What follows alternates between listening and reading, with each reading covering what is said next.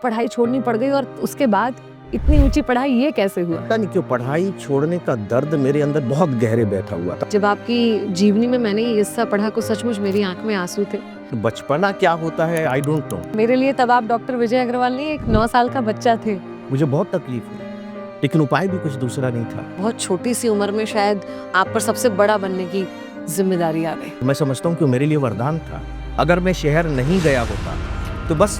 तो ये संदर्भ क्या था अर्जुन और लाल बहादुर शास्त्री? अर्जुन का संदर्भ वो जितना छोटी जगह से आप बता रहे हैं जहाँ आपको प्राइवेट पढ़ाई होती है इसकी भी जानकारी नहीं थी, वहाँ रहकर आपने आईएएस जैसा सपना देखा। गांव का लड़का शहर में जाके दुकान खोलेगा, सपने में भी नहीं सोच सकते थे। कपड़े की दुकान से भी मैं ये समझ नहीं पा रही हूँ कि आप आईएएस तक कैसे पहुंचे। सफल कहानियों में आज हमारे साथ जुड़ रहे हैं डॉक्टर विजय अग्रवाल, जो कि एक्स सिविल सर्वेंट हैं, यूपीएससी एक्सपर्ट हैं, ऑथर हैं। इनकी 100 से ज्यादा किताबें आई हुई हैं जो लोगों को प्रेरणा दे रही हैं, और एजुकेटर भी हैं, स्टूडेंट्स को दिशा दिखा रहे हैं। आज हमारे साथ जुड़ेंगे, उनकी लाइफ की जर्नी को जानेंगे कि कैसे अगर आप वाकई सफल होना चाहते हैं तो रास्ते मिलते चले जाते हैं और आप उनमें से सही दिशा को चुनकर अपनी मंजिल तक पहुंच जाते हैं और वहां भी रुकते नहीं हैं, फिर नई मंजिल बना लेते हैं। आइए मिलते हैं डॉक्टर विजय अग्रवाल से। तो डॉक्टर विजय अग्रवाल जी हमारे साथ, आपके बारे में, आपकी जीवनी त्रषित पढ़कर आपसे मिलने की बहुत इच्छा हुई थी। ऐसे लगा था कि जब आपसे मिलेंगे तो डेफिनेटली बहुत कुछ सीखने को मिलेगा, और इसी उम्मीद के साथ आइए सफल कहानियों की शुरुआत करते हैं और जानना चाहते हैं आपकी सफल कहानी। आईएएस बनना मुझे लगता है कि अपने आप में एक बहुत बड़ा सपना है, और किसी एक व्यक्ति का नहीं बल्कि पूरे परिवार और समाज का सपना होता है। जी जी। है ना, कि अगर हमारे बीच में से कोई आईएएस बन गया तो हम सब गौरवान्वित और बहुत ही हमें प्राउड फील होता है। तो आपकी कहानी सुनाइए जिसमें बहुत सारे संघर्ष भी जुड़े। विनी जी, मेरा जन्म जो है छत्तीसगढ़ के बहुत ही दूर दराज के गांव में हुआ है। वहाँ अब जा कर के बसें पहुंची हैं और लाइट आई है। उस समय तो बस लाइट कुछ भी नहीं थी। मतलब आप अनुमान लगा लीजिए कि हम लोग का जो जिला था, सरगुजा जिला कहलाता था, उसमें 10 कॉन्स्टिट्यूंसी सीट थी विधानसभा की। उसमें विधानसभा की 10 सीटें थी और उसमें 9 रिजर्व थी, और एक सीट जो जनरल भी थी वो इसलिए थी कि सरगुजा महाराज के लिए उसे रखा गया था। मतलब इतना पिछड़ा हुआ गांव था। अच्छा। वहाँ मैंने अपने जीवन के 18 साल पूरे किए। 8वीं तक की वहाँ पढ़ाई होती थी, तो 8वीं तक की वहाँ पढ़ाई की। लेकिन इस बीच में एक जो घटना कह लीजिए, दुर्घटना कह लीजिए, जो भी आप नाम देना चाहें, वो अपने हाथ में नहीं होता। मैं जब 9 साल का था तो मेरे पिता नहीं रहे। हम लोग एक तरह से निम्न मध्यम वर्गीय परिवार के थे। छोटी सी दुकान थी, लेकिन जैसे ही पिता का निधन हुआ तो मतलब ऐसा लगा जैसे कि पूरे परिवार पर एक पहाड़ टूट गया हो। मतलब उसके 1.5-2 साल के बाद दादा का निधन हो गया। मतलब इतनी मुसीबतों पर मुसीबतें आती चली गई। तो अब क्या किया जाए, तो 1 साल के लिए तो मैं अंबिकापुर जो शहर है वहाँ जाकर के मैंने पढ़ाई की। तो 9th की पढ़ाई मैंने अंबिकापुर जाकर के की। लेकिन फिर घर की स्थितियों को देखते हुए, आर्थिक आधार को ढूँढने के लिए फिर मुझे अपनी पढ़ाई छोड़नी पड़ी और मैं अपने गाँव वापस आ गया। मतलब बहुत छोटी सी उम्र में शायद आप पर सबसे बड़ा बनने की जिम्मेदारी आ गई। जी हाँ, आप ये कह लीजिए कि सच पूछे तो मुझे नहीं मालूम कि बचपना होता क्या है। बचपन में तो मैं रहा हूँ, लेकिन इनफैक्ट बचपना क्या होता है आई डोंट नो, मुझे नहीं मालूम है। दादाजी के साथ थोड़ी बहुत वो उसकी झलकियाँ मिल जाती थी, लेकिन वो भी नहीं रहे। 1.5-2 साल के बाद मेरे पिता की जो डेथ हुई, उसके सदमे में वो बहुत लंबे समय तक नहीं चल पाए।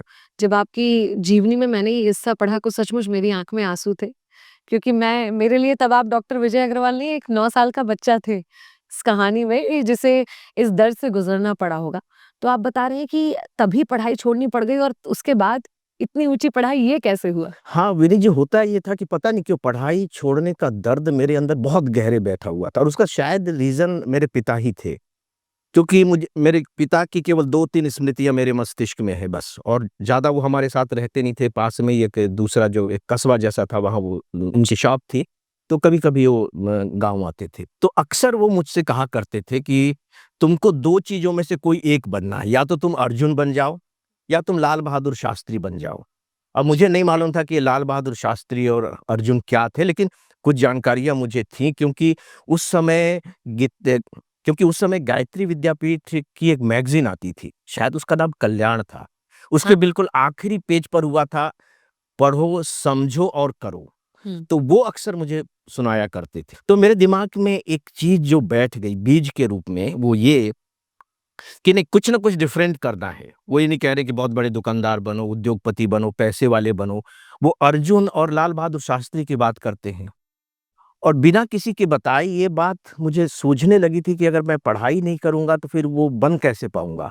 तो ये संदर्भ क्या था अर्जुन और लाल बहादुर शास्त्री का? अर्जुन का संदर्भ वो चिड़िया की आँख से लेते थे कि अपने उद्देश्य के प्रति बहुत ही ज़्यादा कमिटेड रहो। लाल बहादुर शास्त्री का जो संदर्भ था वो था कि इतने छोटे परिवार से थे, वो देश के उस समय तक प्रधानमंत्री बन गए थे। वो देश के प्रधानमंत्री रहे और इतना सीधा, साधा, सरल और ईमानदारी का वो जीवन जीते थे, तो उनके मॉडल थे लाल बहादुर शास्त्री। तो शायद इसीलिए वो कहते होंगे। क्या बात है। तो हाँ, पढ़ाई छोड़ने का दर्द मेरे अंदर बहुत था और दूसरा पिता के नहीं रहने का। मतलब जब भी हम लोग कभी विवाह शादी में परिवार के जाते थे, तो मैं देखता था कि मेरी उम्र के लोग हैं, मेरी उम्र के बच्चे हैं, उनके पिता हैं, वो पिता-पिता कहते, पिताजी, पिताजी कहते हैं। तो मुझे बड़ा फ़ील होता था कि मुझे लगता था कि मेरे क्यों नहीं हैं? मुझे ये भी लगता था कि भगवान ने ऐसा मेरे साथ क्यों किया? लेकिन एक बहुत बड़ी बात है जो मैं स्पेशली यहाँ कहना चाहूँगा कि भौतिक रूप में, शरीर के रूप में तो मेरे पिता मेरे साथ नहीं रहे। लेकिन उनकी जो फीलिंग थी साथ में रहने की, वो कभी ऐसा मुझे नहीं लगा कि वो मेरे साथ नहीं है। अच्छा। हाँ, और ये आप ये म समझ लीजिए कि मेरी बहुत बड़ी ताकत रही है। अपने अब तक के जीवन में जब भी मेरे साथ कोई मतलब मुसीबत आएगी या मुझे कोई रास्ता नहीं दिखाई देगा, तो मुझे यही लगता है कि नहीं हो जाएगा, वो है ना, वो सँभाल लेंगे वो। अच्छा। अभी भी मुझे ये लगता है, हालाँकि सुनने वालों को शायद इस बात पर विश्वास ना हो कि ये हाँ, कौन-सा साइंस है, ये तो महसूस होता है। बस महसूस होता है। तो वो ताकत तो मेरे साथ थी।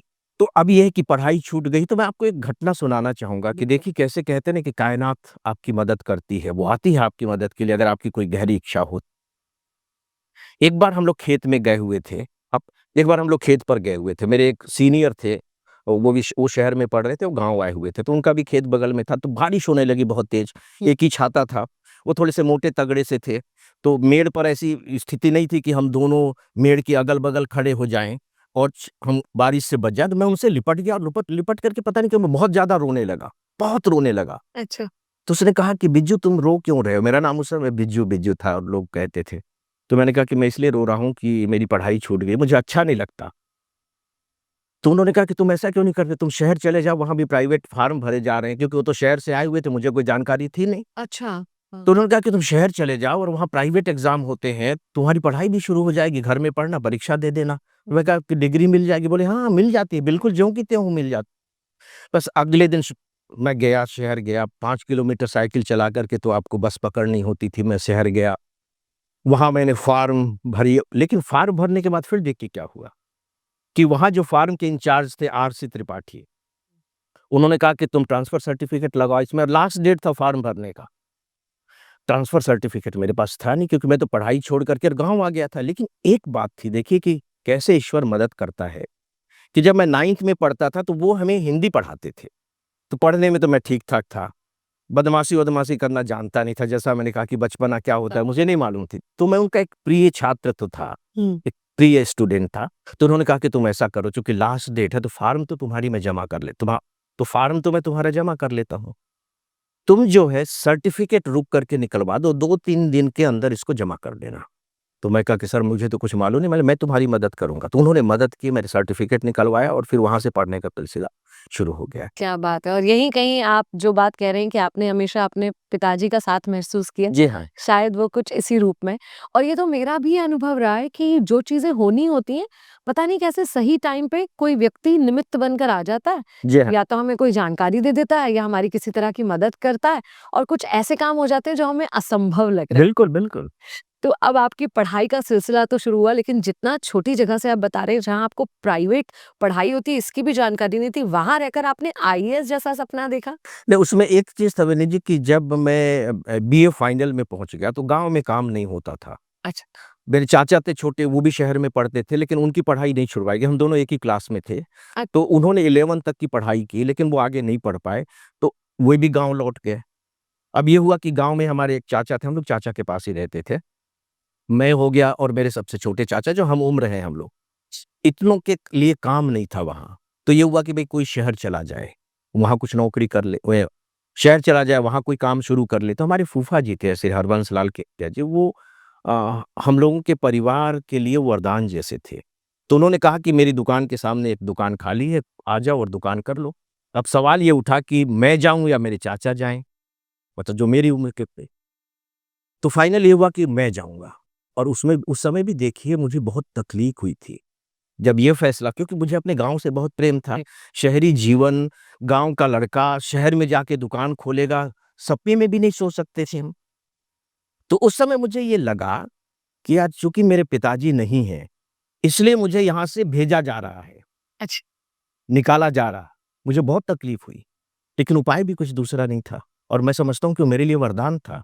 अगर मैं शहर नहीं गया होता, तो बस यात्रा पूरी हो जाती, वहीं खत्म हो गई। जो उसमें बदलाव आए, जो डिफरेंट, तो बदलाव नहीं आते उसमें। तो मैं गाँव चला गया, वहाँ छोटी सी रेडीमेड कपड़े की दुकान कर ली, बहुत छोटी सी रेडीमेड कपड़े की दुकान। और मज़ेदार बात ये है कि जो दुकान थी, दुकान के सामने काउंटर होता है, इसके ऊपर रख कर के आप कपड़े दिखाते हैं। तो मैं काउंटर के नीचे छिप कर बैठता था दुकान में। मतलब इतना संकोच लगता था, डर लगता था, भाई शहर के लोगों से कैसे बात करें। अच्छा। तो मेरे फूफा जी आते थे, वो समझाते थे कि बिज्जू तुम थोड़ा ऊपर बैठो, आने जाने वालों को तो तुम कम से कम बैठे हुए दिखो कि इस दुकान में कोई है। लोगों को लगेगा कि दुकान में कोई नहीं है, तो तुम्हारे यहाँ कैसे आएंगे। सही बात। तो वहां से जो मैं शहर गया ना, तो वो एक नई शुरुआत हुई। आपकी पर्सनालिटी में चेंज आया। धीरे धीरे चेंज आता चला गया। आप अगर सही होते हैं तो ये ज़रूर होता है कि या तो जीवन में कोई वरदान बन के आ जाता है और कभी ईश्वर मौका देता है कि हम किसी के जीवन में वरदान बन जाते बिल्कुल हैं। बिल्कुल, और ये दूसरा वरदान था मेरे लिए। क्या बात है! तो बहुत ही इंटरेस्टिंग ये कहानी आपकी चल रही है। अभी एक कपड़े की दुकान से भी मैं ये समझ नहीं पा रही हूँ कि आप आईएएस तक कैसे पहुँचे? इसकी भी एक कहानी है, जो वरदान की आपने बात कही ना। अच्छा होगा कि मैं इस पर भी आपको थोड़ा सा बताऊं। एमए मैंने रेगुलर स्टूडेंट के रूप में किया, क्योंकि मैं शहर आ गया था। हाँ। तो मैंने कॉलेज में एडमिशन ले लिया। मैं दुकान बंद करके जाता था, क्लास अटेंड करता था, जैसे ही क्लासेस खत्म होती थी फिर आकर के अपनी दुकान खोल लेता था। इस तरह से मैंने रेगुलर एमए किया। यूनिवर्सिटी में मेरी सेकंड पोजीशन आ गई। अरे वाह! और हमारी यूनिवर्सिटी उस समय बहुत बड़ी थी, रविशंकर विश्वविद्यालय रायपुर, बहुत बड़ी यूनिवर्सिटी थी। तो एक मेरा जो गोल्ड मेडल का सपना था वो तो पूरा नहीं हुआ। अब आप देखिए कि एक लूला व्यक्ति और चाँद छूने चला कर है कि गोल्ड मेडल का सपना था। लेकिन था पढ़ने के पीछे, मतलब मेरा आप यूँ कह लीजिए कि पागलपन था। हुँ। तो इसी दौर में 3 दिन के बाद कॉलेज से मुझे हमारे जो हेड ऑफ द डिपार्टमेंट थे लिटरेचर के, उन्होंने मुझको बुलाया कि तुम आ जाओ यहाँ। मैं गया। उन्होंने कहा कि तुम कॉलेज में पढ़ाना चाहोगे? मुझे तो ऐसा लगा जैसे कि आसमान से मैं बिल्कुल पता नहीं कहाँ गिर गया हूँ। कॉलेज में मैं और पढ़ाना चाहूँगा, ये क्या बात हो गई? तो उन्होंने बताया कि कॉलेज में भी एक पोस्ट है, अगर तुम चाहते हो तो तुमको अपॉइंटमेंट मिल जाएगा। लेकिन याद रखो तुमको सैलरी केवल ₹685 मिलेगी। अच्छा। कौन से साल की बात है? ये मैं बता 1978 दिसंबर की बात। अच्छा। तो ये कुछ ईश्वरी कृपा होती है, या आपके सबकॉन्शियस में जो चीज़ जो बात मौजूद रहती है, हाँ। शायद वह उस समय आपको कंडक्ट करती है, ड्राइव कर रही होती है। बिल उस समय मैं अपने रेडीमेड कपड़े की दुकान से खर्चा-उर्चा काट करके 11-1200 रुपए बचा लेता था। अच्छा। हाँ, और मुझे ऑफ़र ऑफ़र कितना मिल रहा था? आधा ऑलमोस्ट। ₹685 का। लेकिन पढ़ने और पढ़ाने के प्रति मतलब इतना गहरा लगाव था कि मैंने कहा कि तब मैं जॉइन कर, और तीसरे दिन मैंने कॉलेज जॉइन कर लिया। फिर आपकी दुकान का क्या हुआ? नहीं, दुकान में फिर मैंने अपने छोटे भाई को बुला लिया। मेरा छोटा भाई था, मतलब मेरा छोटा भाई उस समय मुझसे 2 साल छोटा था, लॉ कर रहा था, वो प्राइवेट ही कर रहा था एक तरीके से। लॉ उस समय प्राइवेट जैसा हो जाता था, तो रेगुलर तो होते थे आप। मैंने कहा तुम शहर आ जाओ, हाँ। तुम ये दुकान सँभाल लो। एक आदत जो मेरी थी, अब आप देखिए कि किस तरीके से वरदान चीज़ें बनती थी। मेरी एक आदत थी कि मुझे न्यूज़ रोज़ सुनना है, और ये आदत मुझे पड़ी थी मेरे पिताजी से। वो न्यूज़ सुनते थे। हुँ। हुँ। तो रोज़ सुबह, मतलब उस समय मैं इतना पर्टिकुलर था कि जैसे ही आके अपनी दुकान खोलता था, 8 बजे अपनी दुकान पर पहुँच जाता था सुबह, और न्यूज़ चालू कर देता था। अच्छा। और आस-पास के दुकान वालों को ये पता लग जाता था कि ये जो अशोक ड्रेसेज़ है, दुकान का नाम अशोक ड्रेसेज़ था, अगर खुल गई तो 8 बज गए। अच्छा। 8 बजे का अलार्म था। हाँ, तो मैं न्यूज़ सुनता था, और इसके बाद 9 बजे, पौने 9 से 9 बजे की न्यूज़ सुन कर के मैं अपनी दुकान बंद कर देता था। ये मैं न्यूज़ सुनता ही था रात रात को, रात पौने 9 से 9 बजे की न्यूज़, हिंदी की। एक दिन मैंने सुबह की न्यूज़ में सुना कि जो आईएएस की परीक्षा होती है, हुँ। सिविल सर्विस एग्ज़ामिनेशन, इसमें अब इंग्लिश के साथ-साथ दूसरे मीडियम वालों को अलाउ कर लिया गया है। अच्छा। इससे पहले तो अंग्रेजी में ही होती थी परीक्षा, हाँ। और मुझे अंग्रेजी 26 अक्षर से आगे कुछ आती नहीं। तो मुझे लगा कि यार ये तो मतलब दे करके देखते हैं। अच्छा। एक बात और थी बड़ी मजाकिया किस्म की है, लेकिन किस तरीके से चीजें आपको ड्राइव करती हो, आप वो सोचते हैं तो बड़ा मजा सा आता है। हमारे डिस्ट्रिक्ट में कलेक्टर थे, ठीक है, उनकी वाइफ थी और उनके पास लाल रंग की एक कार थी। तो वो रोजाना हम लोग की दुकान के सामने से लाल रंग की कार सुबह सुबह चला करके और हॉस्पिटल जाती थी। वो डॉक्टर थी। अच्छा। और मजेदार, उस समय छोटे से शहर में कोई महिला गाइड्स। गाड़ी चलाए, ये तो बहुत बड़ी बात थी। हम्म। तो जब वो गाड़ी चला चला करके जाती थी तो दुकान वाले जो है ना वो खड़े होकर के देख इंतजार करते थे कि वो जाएंगी तो हम देखेंगे। देखेंगे।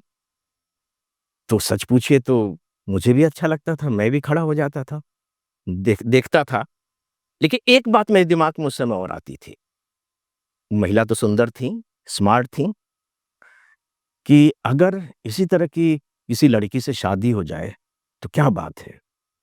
लेकिन सवाल ये था कि भाई मुझसे शादी कोई इतनी स्मार्ट लड़की कोई क्यों करेगी, पढ़ी लिखी लड़की। अच्छा। मैं छोटा सा दुकानदार, मेरा कद भी जो है, आप कौन शादी करेगा। और मेरे घर वाले बड़े चिंतित रहते थे कि इसका कद इतना छोटा है, इसकी शादी होगी नहीं होगी, चिंतित रहते थे। हाँ। तो मैंने सोचा कि अब एक ही उपाय बचता है, और वो उपाय ये है कि अब ये शरीर का कद तो नहीं बढ़ेगा, लेकिन अपनी योग्यता का कद बढ़ा लो, क्या बात। अब वो कैसे होगा। तो वो एक आईएएस की पत्नी थी, कलेक्टर की पत्नी थी। तो मुझे लगा कि इसी तरह का कुछ ट्राई करना चाहिए। क्या बात। और उसी समय न्यूज़ में आ गया कि हिंदी मीडियम पे भी आप अपीयर हो सकते हैं। तो मैंने कहा कि अब अपीयर होने में क्या हर्ज है, खुद ट्राई करके देख लेते हैं। देखिए, ज़माना खूबसूरत महिलाओं को डिस्ट्रैक्शन कहता है, लेकिन मोटिवेशन भी। अरे मोटिवेशन है, डिस्ट्रैक्शन या मोटिवेशन आप किसको क्या बनाते क्या हैं तो देखिए बनाते हैं। आपके ऊपर है। क्या बात। लेकिन मेरे लिए तो बहुत बड़ी वो आज भी मैं जब आँखें बंद करके उनके बारे में सोचूँ तो मैं चेहरा-मोहरा, अगर आर्टिस्ट होता तो शायद मैं खींच करके तैयार कर दूँ। आईएएस बनने के बाद थैंक यू बोला, नहीं बोला? नहीं, कहाँ वो कहाँ थे, तो कुछ पता होता थोड़ी। और आ भी जाती तो हिम्मत नहीं थी कि उनको थैंक यू बोल पाते। आई होप ये पॉडकास्ट वो देखें और उन्हें पता चले कि वो किसी के लिए कितना बड़ा मोटिवेशन बनी है।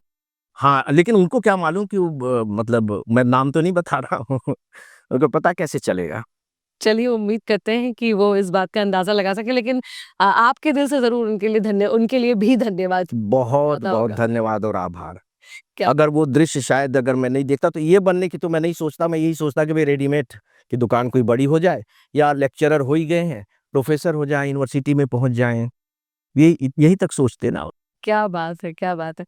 तो एक्चुअली कोई ना कोई चीज़ आपका मोटिवेशन बनती है, किसी चीज़ को देखकर आप पहले इच्छा करते हैं, फिर उस इच्छा को सपना बनाते हैं, सपने को मकसद बनाते हैं और उस तक पहुँच पाते हैं। तो ये मकसद कब बना आपका? नहीं, मकसद तो मैंने बताया कि जैसे ही सुना तो मैंने कहा कि मुझे अब मतलब ये सिविल सर्विस परीक्षा तो देनी है।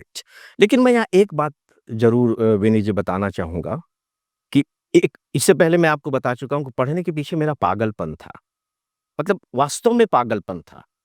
तो मैं प्राइवेट स्टूडेंट था, तो मैं जब अपने लिए सब्जेक्ट सेलेक्ट करता था ना, तो इस रूप में सेलेक्ट नहीं करता था कि ये मेरे लिए आसान होगा, तो ये ले लो, नॉट एट ऑल। मुझे लगता था कि ज्योग्राफी में 11th में पढ़ चुका हूँ, तो ज्योग्राफी थोड़ी बहुत तो मुझे आ गई है, तो ग्रेजुएशन में मैं ज्योग्राफी नहीं लूँगा। अच्छा। मैं देखूँ कि और कौन-कौन से नए सब्जेक्ट हैं।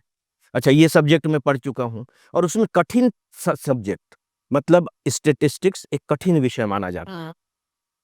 बीए में मैंने वो ले लिया। मैंने कहा कि मैथमेटिक्स है, थोड़ा मैथमेटिक्स सीखेंगे, स्टैटिस्टिक्स है, इकोनॉमिक्स है, बिजनेस में थोड़ा काम आएगा।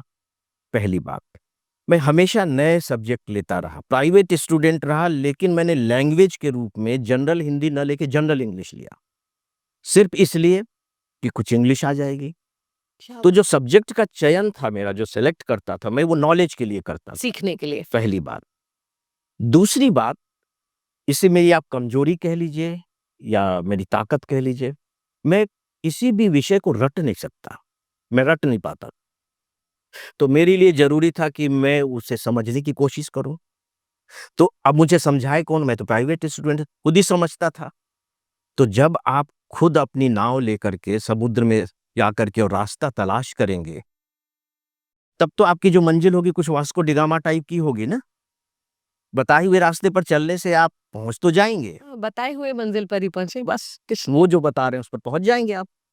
तो उसने मुझे बहुत फ़ायदा पहुँ क्योंकि ढेर सारे विषयों की मुझे जानकारी हो गई, सब्जेक्ट की मेरे अंदर अंडरस्टैंडिंग पैदा होने लगी। और पढ़ाई से कभी डर था ही और नहीं पढ़ाई से डर क्या, मतलब आज भी जब मैं मोटी-मोटी किताबें मुझे पढ़ने को मिलती हैं, तो मुझे बड़ा अच्छा लगता है।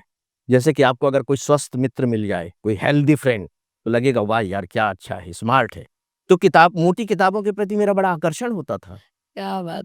शायद आप इस बात पर यकीन नहीं करेंगे कि जब एग्ज़ाम मेरे खत्म होते थे, तब मैं उदास हो जाता था। और एग्ज़ाम से मुझे अपने लाइफ़ में कभी डर नहीं लगा। एग्ज़ामिनेशन हॉल में भी अगर कोई मेरे दिल की धड़कनों को गिनता, तो बिल्कुल वही मिलता जो नॉर्मल होती है। मुझे कभी एग्ज़ाम से डर नहीं लगता था। मुझे लगता था क्या पूछेंगे, समझा हुआ है, थोड़ा अच्छा बन जाएगा, खराब तो बनेगा नहीं। कितना अच्छा बन जाएगा, बस यही सवाल था। तो एग्ज़ाम से मुझे कभी डर नहीं लगा। मुझे किताबों से कभी भय नहीं लगा।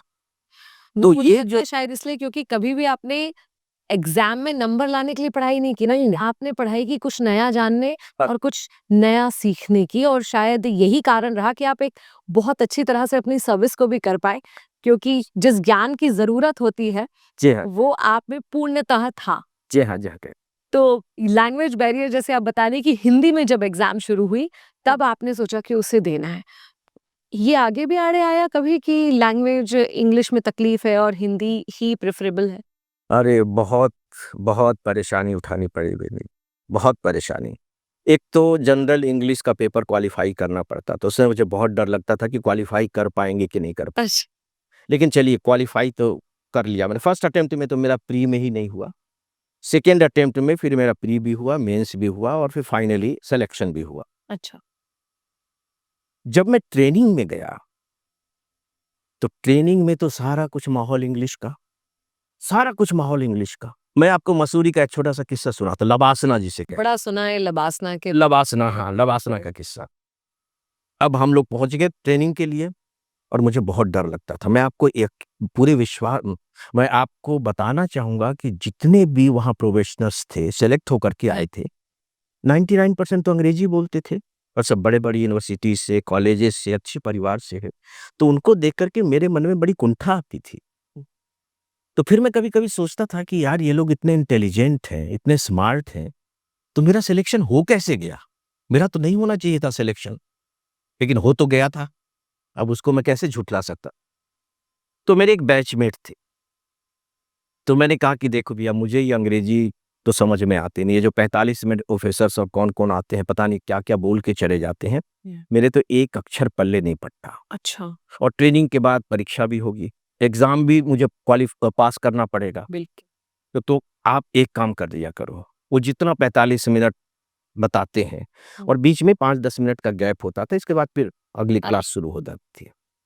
तो इसमें आप मुझे समझा दिया करो कि उन्होंने क्या बताया। अच्छा। और फिर हर क्लास में आप ये कर दिया करो, हर क्लास के बाद, तो वो एग्री कर गए। वो उन्होंने मेरे प्रति बड़ी दया का भाव रखा, मेरी शायद समस्या को महसूस किया होगा। एक और वरदान मिले हाँ, एक और वरदान मिल गया, बिल्कुल सही कहा। और जो इंटरेस्टिंग बात है विनी जी, वो ये है कि जब एग्ज़ाम हुआ, तो उनके नंबर मुझसे बहुत कम थे। बहुत कम उनके नंबर कम थे। हालाँकि उसका सर्विस कैरियर पर कोई प्रभाव नहीं पड़ता है। लेकिन यहाँ 2 चीज़ें मैं स्पेशली बताना चाहूँ।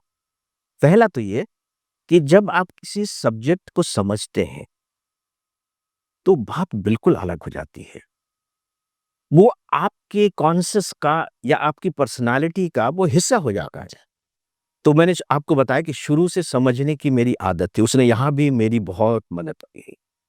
दूसरी बात, थ्रू आउट लाइफ जो मेरी एक आदत रही या ये एथिक्स रहा है या कह लीजिए कि मेरा जो धर्म ही रहा है, जो मुझे शायद अपने पिता से मिला और जिसे मैं अर्जुन से कनेक्ट कर पाता हूँ, जो वे अर्जुन बनने की बात करते थे, वो ये कि जो भी काम मैंने किया या जो भी काम मुझे दे दिया गया, जैसे कि मुझे पढ़ाई करनी है, मुझे दुकान चलानी है, मुझे कॉलेज में पढ़ाना है, हम्म। क्या सर्विस में जब मैं आ गया तो अलग-अलग ज़िम्मेदारियाँ निभानी, उसको अच्छे से करना है। पूरी ईमानदार। उसमें जो भी मेरी अपनी क्षमता है, उस क्षमता का मैं भरपूर अपने क्षमता का, कैपेसिटी का, अपने टैलेंट का भरपूर इस्तेमाल करूँगा। उसके साथ मैं बेईमानी नहीं करूँगा। ये मेरी आदत रही। हाँ, और ये तो सफल बनने के लिए शायद एक बहुत जरूरी आदत है मुझे लगता है कि जो बिल्कुल होनी ही चाहिए। क्योंकि देखिए मैं ये मान करके चलता हूँ कि काम कोई भी छोटा-बड़ा नहीं नहीं होता। होता। आप होते हैं जो उस काम को छोटा या बड़ा बनाते। बिल्कुल सही बात। ये बात मेरे दिमाग में शुरू से थी और फिर मुझे ये भी लगता था कि अगर मेरी पहचान कुर्सी से है, तो अगर किसी दिन ये कुर्सी मेरे नीचे से हटा ली गई, तो फिर तो मैं धड़ाम से गिर जाऊँगा। तो रियल पहचान तो तब होगी कि जो मैं बैठा हुआ हूँ और कुर्सी आप हटा लीजिए, तब भी मैं बैठा ही रहूँगा। क्या बात! तो मैंने कुर्सी को या पद को, अधिकार को कभी अपनी पहचान नहीं बनने दी। अपने काम को अपनी पहचान बनाया। इसके लिए मेरी भरसक कोशिश रही, थ्रू आउट कोशिश रही और आज भी लगभग यही कोशिश रहती है। जब मैं स्टूडेंट को आईएएस की तैयारी करने के बारे में बताता हूँ, तो मैं उनसे पहले कह देता हूँ कि ठीक है, वो मैं सिविल सर्वेंट था, मैंने आईएएस का एग्ज़ाम क्वालीफाई किया, वो एक बात है। लेकिन now I am a teacher. ये मेरा अगला सवाल ही होने वाला था आपसे कि छोटी-सी सफलता भी सर पर चढ़ जाती है। जी हाँ। सफल हो जाते हैं बहुत सारे लोग, लेकिन शायद हर कोई सफलता को हैंडल नहीं कर पाता। फिर हाँ। आईएएस अफ़सर बनना, ये तो बहुत बड़ी सफलता है। एक ऐसी सफलता है जो ना सिर्फ़ उस व्यक्ति पर, शायद उसके आस-पास के लोगों पर भी चढ़ जाती है। जी हाँ, जी हाँ। इसे हैंडल कैसे किया जाना चाहिए, आपने कैसे किया? मुझे लगता है कि शायद जो लाल बहादुर शास्त्री की बात जो मेरे पिता मुझसे कहते थे, उसने इसका फाउंडेशन तैयार किया कि तुमको जीवन कैसा जीना है। हुँ। प्रधानमंत्री बने तो मुझे भी लगता था कि कुछ बड़ा काम कर लें। बिज़नेस में मेरा मन तो नहीं लगता था मेरे, जो मुझे करना पड़ता था, लेकिन मेरा मन नहीं लगता था। लेकिन मैं उसे अच्छे से करता था क्योंकि घर का खर्च चलाना था, मेरी 2-2 बहनें थी जिनका मुझे विवाह करना था, मेरा छोटा भाई था, जिसे मुझे सेटल करना था और ये तो करना ही था, तो वहाँ तो मैं मतलब कोई समझौता कर ही नहीं सकता था, वो मैं करता था। लेकिन मैं जानता था इस बात को और पता नहीं मैं कैसे जानता था, शायद पढ़ने की आदत के कारण हो गई हो कि अलग-अलग तरह की किताबें पढ़ रहे हैं, फिलॉसफी पढ़ रहे हैं, उससे ये बात मेरे अंदर इनकलकेट कर गई हो कि जो आपका अपना व्यक्तित्व है, जो आपका अपना व्यवहार है, जो आपके अपने अचीवमेंट है, वही रियलिटी है, हुँ।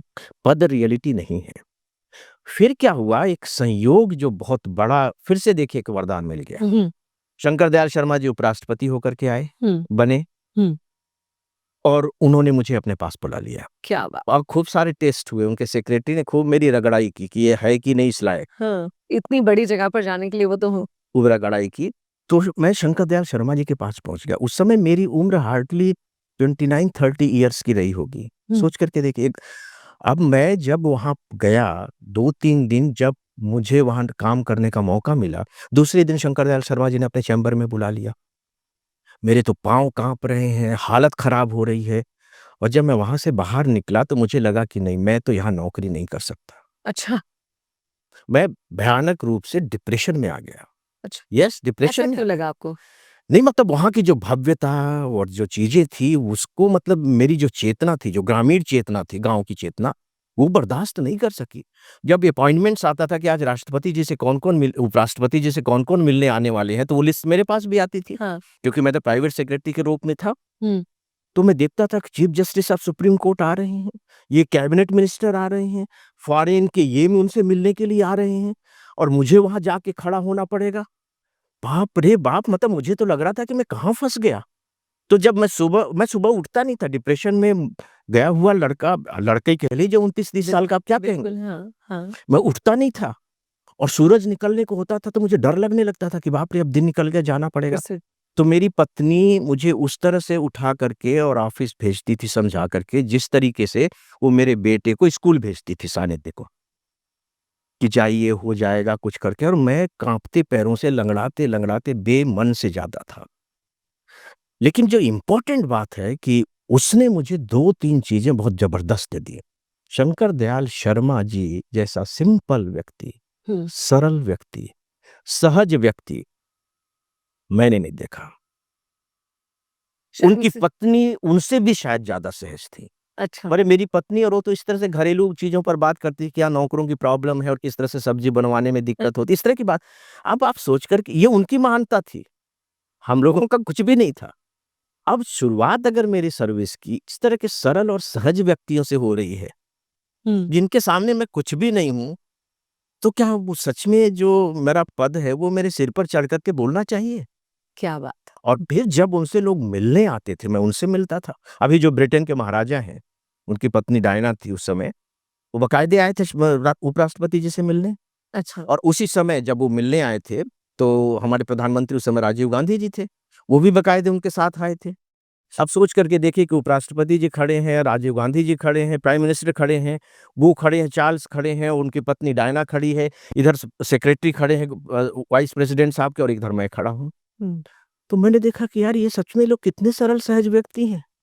ये लोग तो इतिहास के पन्ने हैं ना, सही बात। इतिहास में हम इन लोगों को पढ़ते हैं। और जब ये लोग इतने सरल सहज हो सकते हैं, तो हमारी औकात ही क्या है? तो इस रियलाइजेशन ने मुझको अपनी औकात पे रखा, आप ये कह लीजिए। मैं ये ज़रूर कह सकती हूँ इतनी बात सुनकर कि आपने आपकी ज़िंदगी में घटने वाले हर घटनाक्रम से शिक्षा ली और सही रूप में ली। हाँ, ये तो मेरी याद। क्योंकि शिक्षा देने के लिए बहुत सारी घटनाएँ और बहुत से लोग जीवन में आते हैं, लेकिन बहुत कुछ लेने वाले पर निर्भर करता है सब कुछ लेने वाले। कि वो उसे कैसे अडॉप्ट कर रहे हैं, कैसे उन शिक्षाओं को जीवन में ग्रहण कर रहे हैं और उतार रहे हैं अपने जीवन बिल्कुल, जब मेरे अपने स्टूडेंट हैं, जब आभार व्यक्त करते हैं कि सर हमारी ज़िंदगी को आपने बना दिया, हम आपकी वजह से आज सिविल सर्वेंट हो गए, आप आईपीएस हो गए, ये हो गए। हुँ, मैं कहा नहीं, नहीं मैंने कुछ नहीं किया है। हुँ, मैं कहा कि देखो मैं एक उनको हमेशा मैं उनसे कहता हूँ कि पानी बरसता है, सब हाँ, पर बरसता है। हाँ, करेले में जाके वो कड़वा हो जाता है, गन्ने में जाकर के वो मीठा हो जाता है, गटर में जाकर के वो कीचड़ बन जाता है, और गंगा में गिर कर के वो गंगा जल बन जाता है। क्या तो इसमें पानी का कुछ भी नहीं है, हुँ, लेने वाले का है, तुम लोगों का है, तुम लोगों ने लिया तो करने हो का गया। शुरू किया किसी चीज़ को। तो अब तुम लोगों की इम्पोर्टेंस है। तो आपने जो बात कही कि वो लेने वाले का ही सब कुछ होता है। बहुत बड़ी बात है ये। अब एक और सवाल यहाँ उठता है, जो हमारी सोसाइटी में देखा जाता है, आप विवाह होने से पहले आप आईएएस ऑफिसर बन चुके थे। जी हाँ, जी हाँ। अब जब आईएएस ऑफिसर कोई लड़का बन जाता है, मतलब एक छोटी-सी सरकारी नौकरी के बाद ही शादी के रिश्तों की लाइन अरे! लग जाती है, बड़े-बड़े ऑफर्स के साथ। आपने एक सिंपल परिवार चुना शादी करने के लिए, तो आपको क्या लगता है how important it is to choose a right life partner और कैसे चूज़ करें? क्या देखना चाहिए? मुझे लगता है कि शायद पूरी ज़िंदगी में जो सबसे इम्पोर्टेंट फिर से जो एक चरण आता है, जो स्टेज आती है, वो लाइफ पार्टनर चुनने की आती है। बहुत इम्पोर्टेंट है।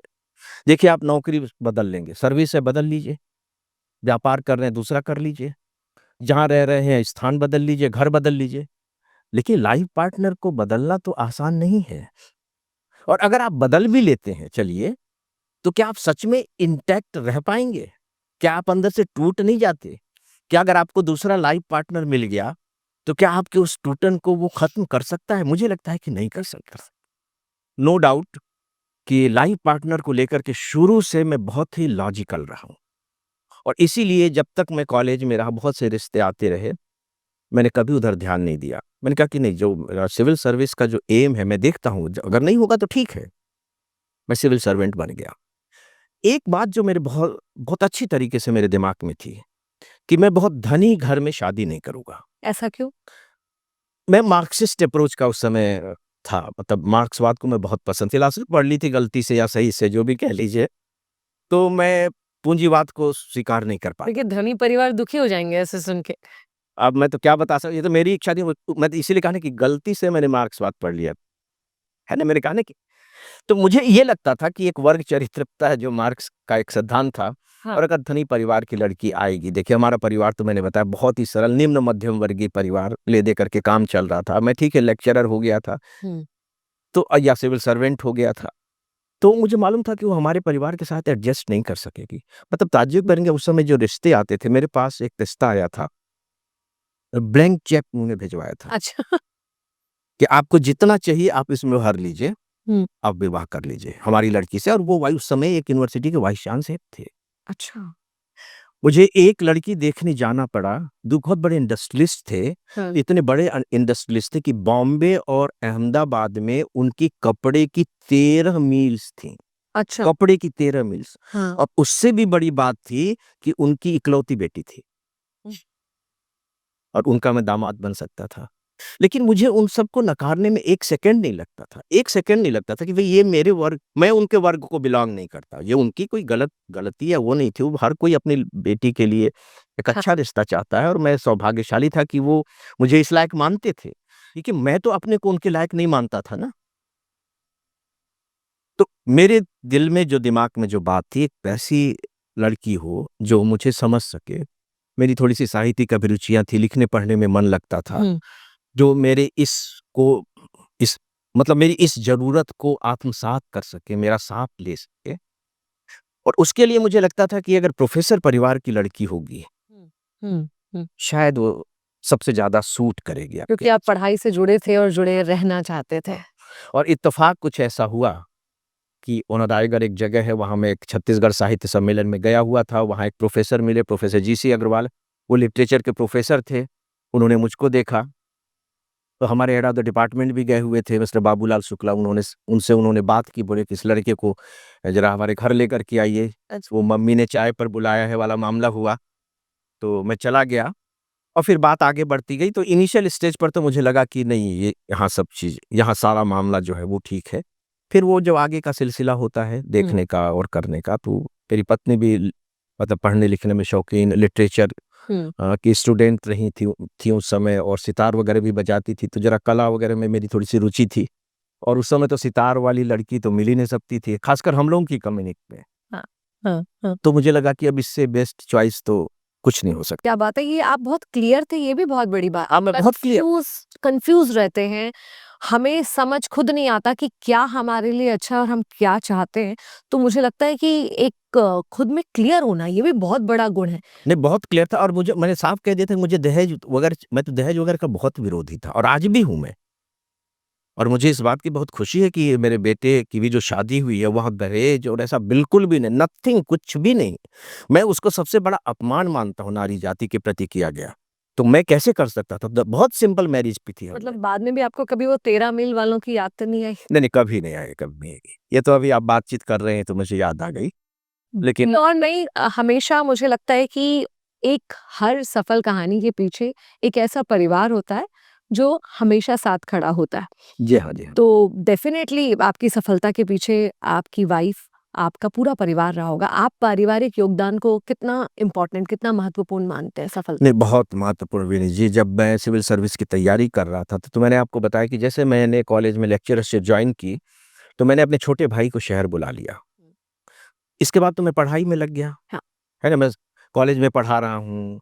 मैं उस दौर में पीएचडी भी कर रहा था। 83 में ही मेरी पीएचडी कंप्लीट हुई और मुझे डॉक्टरेट मिली, और 83 में ही मेरा सिविल सर्विस क्वालीफाई हुआ। तो ये जो पूरा का पूरा दौर रहा, ये तो छोटे भाई ने ही सँभाला। अशोक गोयल लिखता है, वो अशोक गोयल। बाद में वो सिविल जज बना। हाँ, वो सिविल जज बना। उसने पूरा सँभाला, और मुझे ये भी दिखाई दे रहा था कि 2 बहनें हैं, उनका विवाह भी करना है, तो मेरी कमाई से तो कुछ नहीं होना है। तो उसने फिर बिज़नेस पूरा सँभाला, और मुझे पूरी तरह से उसने कह के निश्चिंत भी कर दिया कि भैया आप अपना काम पढ़ाई। कीजिए, ये मेरे ऊपर छोड़ दीजिए। तो ये परिवार ही था, मेरी माँ थी, बहनें थी, सबका सपोर्ट था उस समय। पूरी 100% उनको लेकर के मुझे अपनी ज़िंदगी में किसी तरह की कोई परेशानी का सामना करना ही नहीं पड़ा। और जब मैं सर्विस में आ गया, तो डेफ़िनेटली पहले मेरी पत्नी का पूरा साथ मिला। मेरी ऑनेस्टी को बहुत अच्छे तरीके से वो बहुत समझती ही नहीं थी, बल्कि वो मुझसे भी ज़्यादा ऑनेस्ट थी। अच्छा। क्योंकि वो प्रोफ़ेसर परिवार की थी, क्योंकि वो प्रोफ़ेसर परिवार की हैं, उनके अपने एथिक्स थे। मेरे फादर इन लॉ भी एथिक्स के बहुत ही कमाल के व्यक्ति थे। तो मुझे अपने दायित्वों का ईमानदारी पूर्वक निर्वाह करने में कहीं कोई दिक्कत ही नहीं हुई। हम लोगों ने इकोनॉमिकली बहुत स्ट्रगल भी किया, लेकिन मैंने उसको लेकर के उनके चेहरे पर कभी कोई शिकन ही नहीं देखी। क्या? उनकी कोई डिमांड ही नहीं होती थी कि मुझे ये चाहिए, ये चाहिए। बस एक ही डिमांड होती थी कि मुझे घूमने जाना है, घूमने का शौक है। तो सरकार 4 साल में एलटीसी दे देती थी। हम लोग एलटीसी घूमने चले जाते थे, तो धीरे-धीरे घूमने का काम भी पूरा हो गया, उनकी इच्छा भी पूरी हो गई। दूसरी उनकी इच्छा, और सिनेमा का उनको बहुत शौक था। अच्छा। बहुत शौक था उनको सिनेमा का। मैं तो हीरो-हीरोइन भी नहीं पहचानता था कि हाँ, क्या होता है सिनेमा। हाँ। तो मैंने कहा अभी ये शौक तो पूरा करना पड़ेगा। अब पैसे कहाँ से आएँगे उसके लिए? उस समय बहुत कम सैलरी होती थी। मेरी इस बात को सुनकर के शायद आज जो विश्वास नहीं करेंगे, आज के जो आईएएस, आईपीएस अफ़सर हैं। ये हमें बार-बार खुद को रियलाइज़ कराना पड़ रहा है कि हम एक आईएएस अफ़सर तो बात कर रहे हैं आपकी सादगी और सारी चीज़ों को देखकर, क्योंकि बहुत सारे आईएएस अफ़सरों से मिलना हुआ है, लेकिन शायद ही हमने इतनी सादगी वाक़ई में भी देखी है, जो कमेंडेबल है और आपके व्यक्तित्व की बहुत ख़ास बात है। चलिए, थैंक यू विनी जी। तो फिर मैंने एक रास्ता निकाला कि भई अब इनकी छोटी-सी इच्छा है, यार ये हुँ। छोटी-सी इच्छा भी अगर मैं पूरा नहीं कर सकूँगा, तो मैं कितना गया-गुज़रा हस्बैंड सिद्ध होऊँगा। तो मैं लिखने-पढ़ने का शौकीन था, तो मैंने कहा कि मैं फ़िल्में देखूँगा और उन फ़िल्मों के बारे में लिखूँगा। अच्छा। तो मैं फ़िल्में देखता था, नई फ़िल्में, और आपको फ़िल्म के बारे में लिखना है तो नई-नई ही देखनी पड़ेगी ना। तो मैं नई फ़िल्में देखता था, और फिर उसके बारे में लिखता था। अच्छा। लिखता ठीक ही ठाक था, हाँ। तो अखबार में छप भी जाती थी। अखबार में छप जाती थी तो उसके 50 रुपए मिल जाते थे, अच्छा। तो खर्चा निकल जाता था। या मैंने दैनिक जागरण में 7 साल तक फ़िल्मों का वीकली कॉलम लिखा फिर, और आप फ़िल्मों पर मेरी किताब भी है। तो पत्नी की तरफ से पूरा सहयोग रहा, मुझे किसी तरह की कोई दिक्कत नहीं हुई। देखिए, अगर पत्नी दिन भर आपका दिमाग खाए, तो आप कैसे शांति के साथ अपने दायित्व, ना तो आप नौकरी ठीक से कर पाएँगे, हुँ। और फिर लिखने पढ़ने का काम तो थोड़ा-सा अलग तरह का काम है। और तीसरी जो स्टेज आई, जब मैंने नौकरी छोड़ी, हुँ। तो वो उसमें मेरी पत्नी और मेरे बेटे सानिध्य अग्रवाल का बहुत बड़ा योगदान रहा। मेरी पत्नी को तो थोड़ा-सा लगता था, और स्वाभाविक भी है लगना, हाँ। कि भई बेटा अभी सेटल नहीं हुआ है, हम करेंगे क्या? हुँ।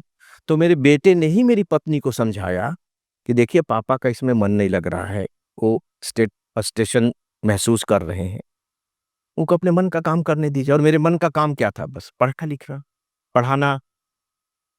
तो फिर मेरी पत्नी की ये बात समझ में आ गई। इनको बेटे पर भरोसा था कि ये सँभाल लेगा, और उसने फिर बहुत अच्छे तरीके से सँभाल भी लिया।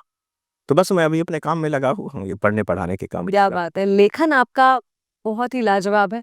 कुछ किताबें पढ़ने का मौका मुझे भी मिला और आपकी कई किताबों को बहुत बड़े और महान लोगों ने जो है उनको उनका सम्मान करा है, उनकी तारीफ़ करी है। तो ये लेखन में आप कैसे आ गए और कैसे किताबें लिखने के बारे में सोचते नहीं, ये तो मेरी बचपन से रुचि थी। बचपन से ही मेरा तो पढ़ने का शौक था। तो मैं जब 10वीं 11वीं में पढ़ता था, तो होता था कि हम निबंध पढ़ते थे। फिर निबंध पे प्रश्न पूछे जाते थे। तो लिखते थे कि इस निबंध के लेखक कौन है? तो उस समय मेरे दिमाग में एक बात आती थी, क्या सच में मैं भी कभी कुछ ऐसे निबंध लिख पाऊँगा कि स्टूडेंट लिखेंगे कि इसके लेखक कौन है? अच्छा। तो शुरुआत तो लिखने से नहीं हुई थी, पढ़ने से हुई थी, लेकिन फिर जब थोड़ी-सी मैच्योरिटी आने लगी, तो लगा कि कुछ लिखना चाहिए। और जब मैं दिल्ली आ गया, तो दिल्ली आने के बाद मुझे लिखना लगा कि नहीं, लिखना तो अब मेरी मजबूरी है, कि जो आर्थिक स्थिति है उसमें, क्योंकि बहन की शादी भी होनी थी और घर का खर्चा चलाना था। हम दोनों यहाँ थे, हस्बैंड-वाइफ, और मेरा भाई और बहन और माँ जो थीं वो अंबिकापुर में रह रही थीं। तो 2 जगह का विभाजन हो गया।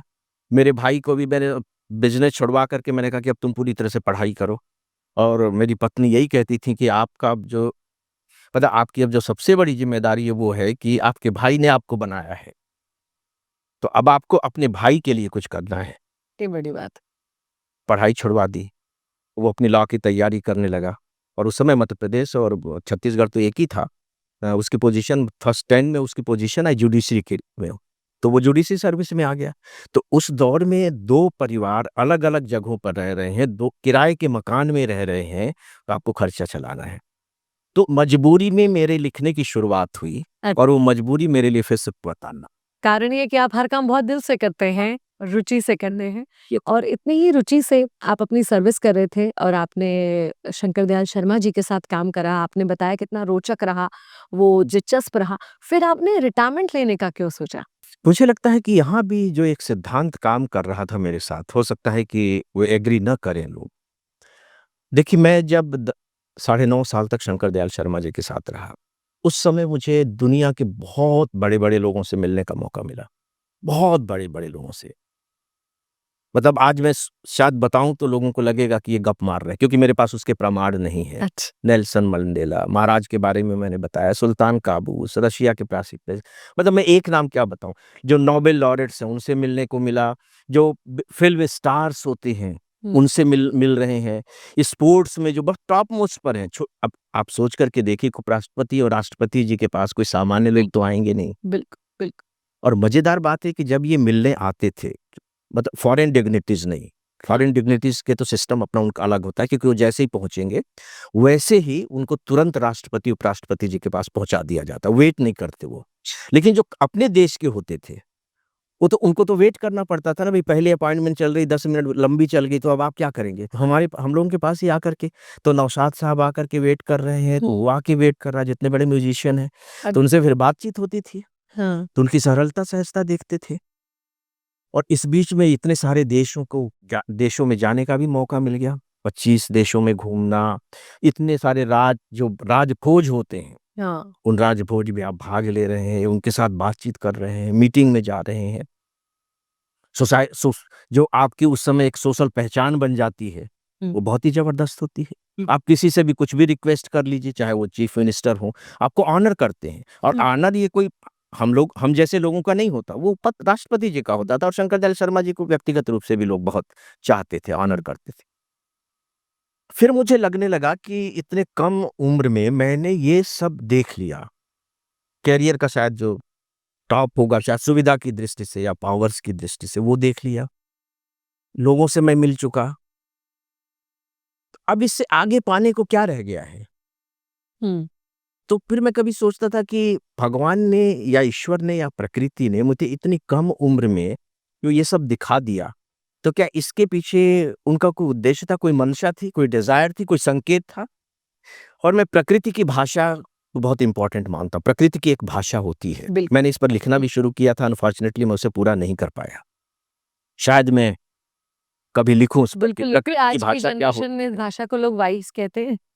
तो मैंने कहा कि नहीं, प्रकृति शायद मुझे इसके माध्यम से ये कह रही है कि जो तुमको पाना था तुम पा चुके हो। अब नौकरी के मुंह में मत पड़ो, कुछ और करो जो तुम वास्तव में करना चाहते हो। पढ़ाई। तो मुझे लगा कि प्रकृति के इस संदेश का मुझे सम्मान करना चाहिए। और फिर एक बहुत लंबी जद्दोजहद के बाद हम्म, फिर रिजाइन करके मुझे लगा कि अब जो कुछ भी मुझे मिला है, जो हम्म, कुछ भी मेरे अपने अनुभव रहे हैं, जो मेरे अपने थॉट्स हैं, उन्हें मैं आने वाली जनरेशन तक पहुंचाऊं, उसे मैं लोगों तक पहुंचाऊं, उसे लोगों को दूं। हम्म, तो यही तरीका हो सकता था कि मैं किताबें लिखूं।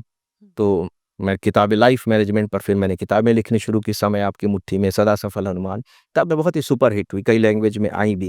और जो समय आपकी मुट्ठी में एक जो किताब है, उसको तो जो कलाम साहब जब राष्ट्रपति थे तो उन्होंने बाकायदे पत्र भी देखा मुझे। और हाँ, वो पत्र मेरे पास है, मतलब वो तो मेरी बहुत बड़ी पूंजी है, बहुत बड़ी धरोहर। हाँ, तो उसके बाद से फिर ये हुआ कि लिखने का दौर शुरू हुआ, पढ़ाने का भी बहुत, मतलब पढ़ाने के पीछे भी मैं एक तरीके से आप यूँ कह लीजिए कि बहुत ही पागल सा ही हूँ। हाँ, तो अब क्या पढ़ाएँ? हाँ, बहुत से कॉलेज और यूनिवर्सिटी में जाकर के मैंने रिक्वेस्ट की कि मुझे एक-एक क्लास दे दीजिए। मैं और मेरी पत्नी दोनों जाते थे अच्छा, कि हम लोगों को मौका दें, हम लोग अपनी गाड़ी से आएँगे, हम आपसे कुछ भी नहीं लेंगे, क्योंकि मेरी पत्नी भी गोल्ड मेडलिस्ट है। हाँ, लिटरेचर में उन्होंने गोल्ड मेडल मेडल लिया है, पीएचडी भी उन्होंने की है। हम्म, तो हम लोग लगा कि ठीक है, अब दोनों हम अपना समय इसमें देंगे। हम्म, लेकिन किसी ने दिन हमको नहीं बुलाया है। फ्री में हम जाने को तैयार हैं, हम नौकरी भी नहीं माँग रहे हैं, हम कह रहे हैं कि हम आकर के अब हम पढ़ाएँगे। अब क्या तरीका है? तो तरीका मेरे बेटे ने निकाला, सानिध्य ने।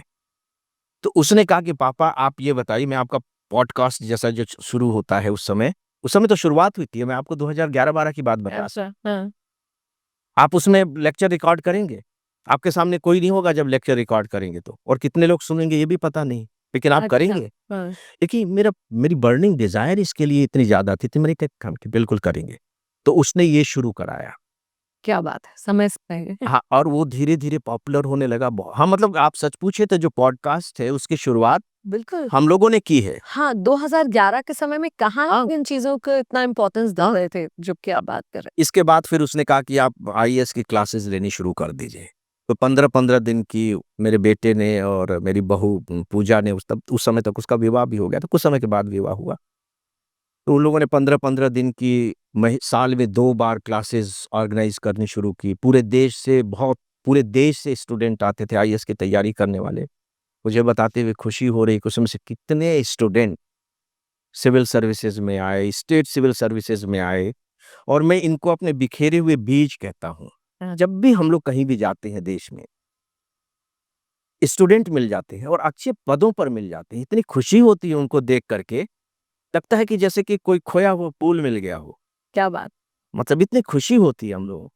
अब इससे जिंदगी का अब जिंदगी का इससे बड़ा सुख क्या हो सकता है? इससे बड़ी उपलब्धि क्या हो सकती है? और मुझे लगता है कि उनके लिए भी इससे बड़ा सुख क्या हो सकता है कि जब एजुकेशन एक बिज़नेस है और उन्हें कोई इतना दिल से पढ़ाने वाला शिक्षक मिल गया, जो खुद सबसे पहली बात पूरा नॉलेज रखते हैं क्योंकि हर सब्जेक्ट तो इन्होंने समझ कर और दिल से पढ़ा है और उतने ही दिल से पढ़ाना चाहते ये हैं। है।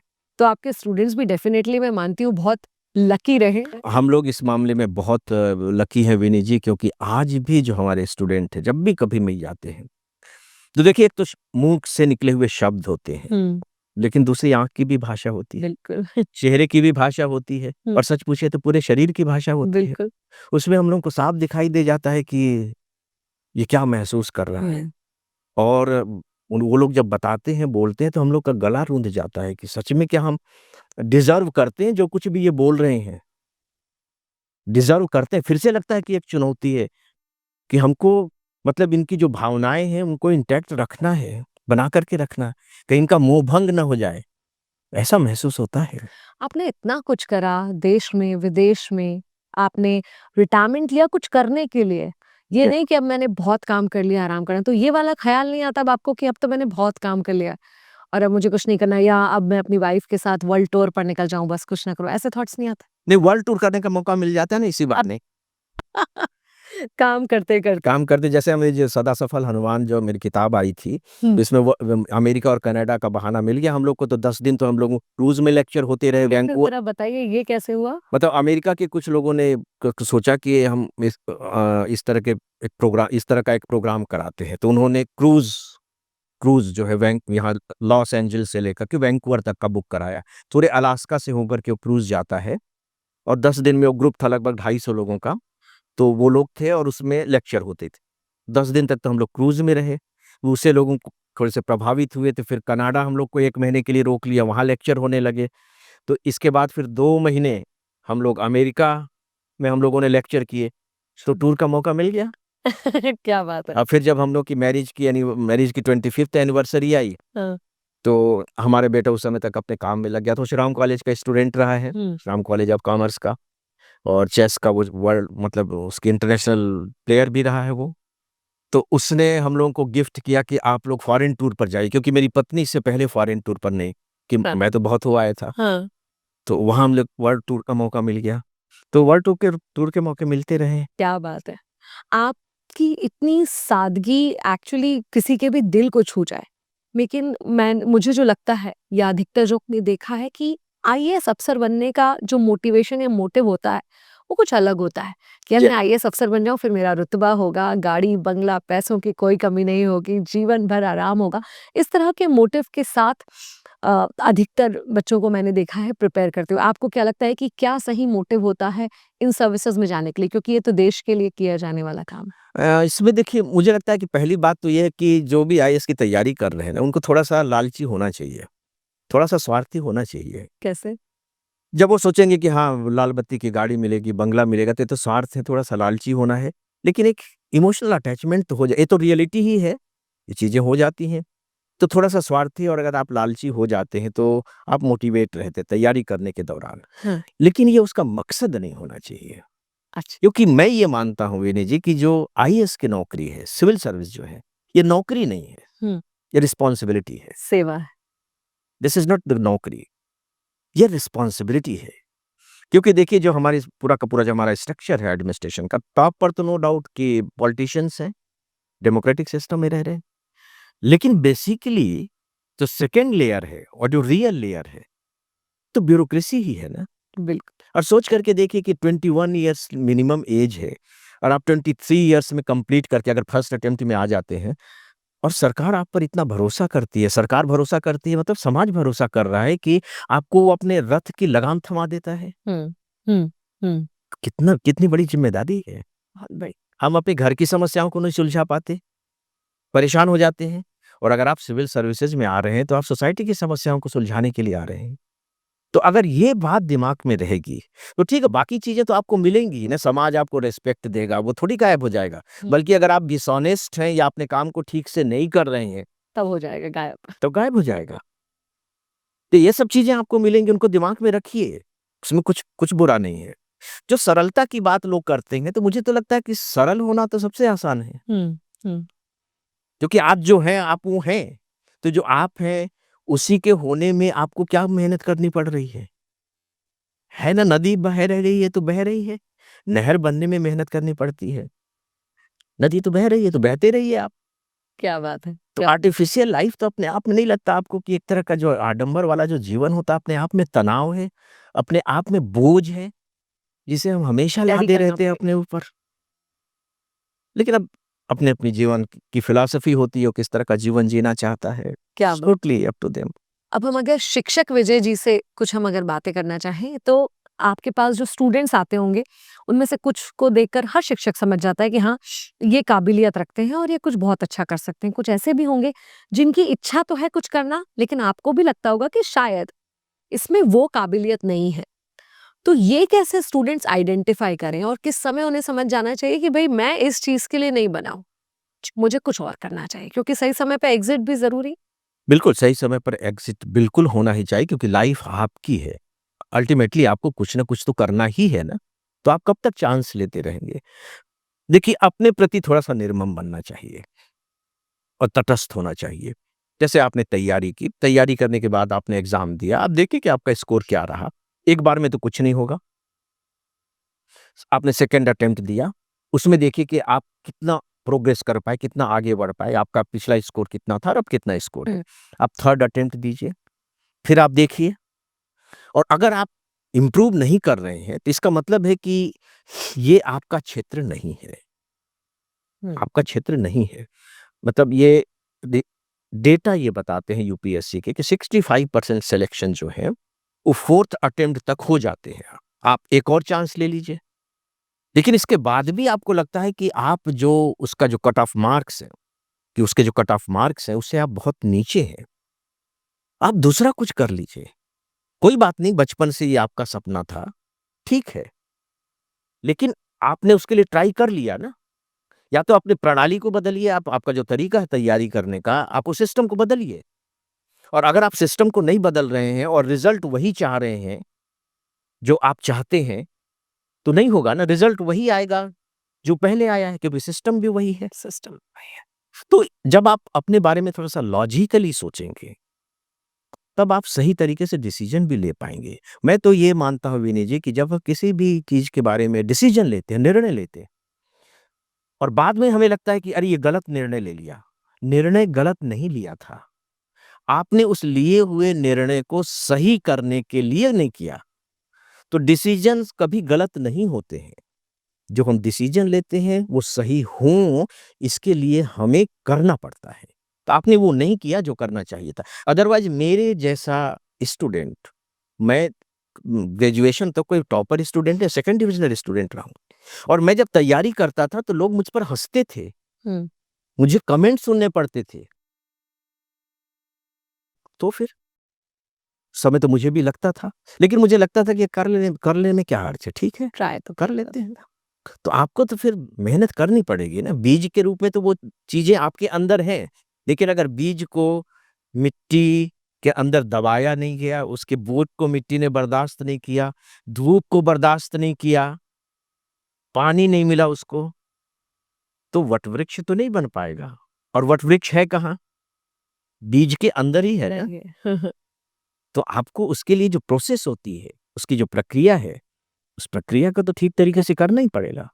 एस्पिरेंट्स के लिए ही फिर ये सवाल उठता है कि क्या मिला उन्हें? अगर उन्होंने इतने साल तक इसकी तैयारी करी, अपनी तरफ से बेस्ट ही करी होगी और अगर वो इस परीक्षा को नहीं निकाल पा रहे, तब ये तैयारी उन्हें उनके जीवन के लिए क्या देती है? देखिए, मेरे बहुत से ऐसे स्टूडेंट हैं विनय जी, जिन्होंने आईएएस की तैयारी की और नहीं सक्सेस हुए वो।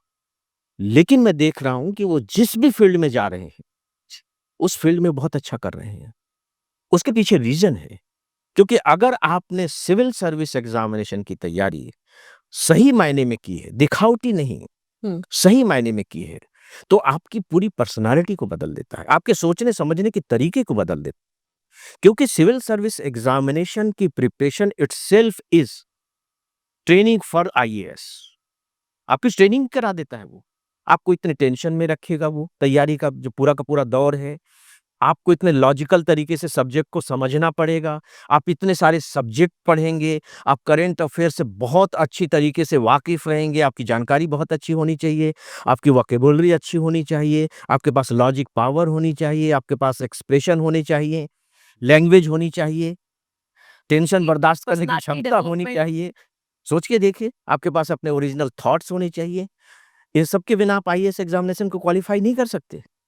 तो ये हो गया ना, ठीक है, एग्ज़ामिनेशन में चूकते हम 1-2 नंबर के लिए, लेकिन जो आपके अंदर अभी गया है, हुँ। ये तो नहीं चूका है ना, ये तो आपके अंदर है, तो आप उसका इस्तेमाल कीजिए, आप बेस्ट होंगे। अपनी फील्ड में। और यहाँ मैं सही मायने में स्टूडेंट से कहना चाहूँगा कि गीता में कृष्ण ने क्या कहा है? उन्होंने कहा कि उन्होंने कहा है कि मैं वृक्ष हूँ, लेकिन मैं वृक्ष में पीपल हूँ। बोले मैं पहाड़ हूँ, पर्वत भी हूँ, लेकिन अगर पर्वत हूँ तो उसमें हिमालय हूँ। मैं घोड़ा भी हूँ, लेकिन उसमें मैं ऐरावत हूँ। यानी कि मैं कुछ भी कह लीजिए, छोटी से छोटी चीज़ भी मैं हूँ, लेकिन मैं उसका बेस्ट हूँ। तो सीधी-सी बात है कि आप कुछ भी कर रहे हो, आप बस उसके बेस्ट को हासिल करने की कोशिश कीजिए। देखिए, गीता में कृष्ण ने एक बहुत ही गज़ब की बात कही है और मुझे लगता है कि ये हर को जानना चाहिए। उन्होंने 74 चीज़ें गिनाई हैं कि मैं इनमें ये। उन्होंने कहा कि मैं वृक्ष हूँ, लेकिन मैं वृक्षों में पीपल हूँ।